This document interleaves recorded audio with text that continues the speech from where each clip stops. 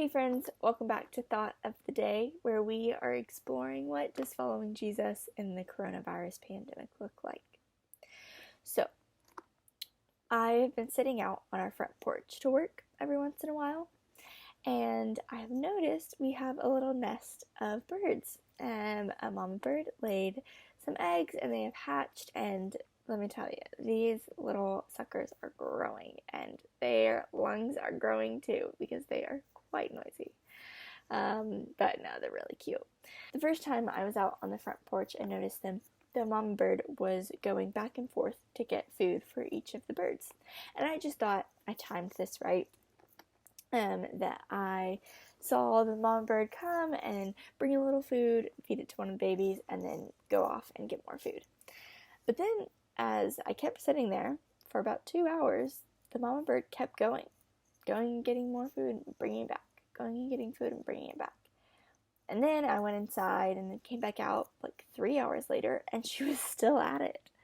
And as I've kept working out there over the past couple weeks, I've noticed that she is always and constantly going out and getting food.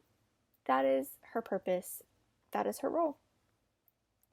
I don't know if you have thought about that much, about what is your purpose and what is your role in this pandemic. We all do have some role we're playing, but we also have a role outside of this pandemic. And I know that there is talk of lockdown ending and transitioning into some kind of in-between phase into things being reopened. And as that comes, I think we should be really intentional about how we go about that. And so maybe you know very clearly what your role is in life and in your job and in your family and in your community, but also maybe you don't. Maybe you're just kind of living and you have some interests, but you don't necessarily see like a clear role that you have. And so I think now is as great of a time as any to really think about and name, what do you value? What do you value? Do you value community? Do you value justice? Do you value advocating and speaking up for the oppressed? Do you value giving the lonely a place to belong?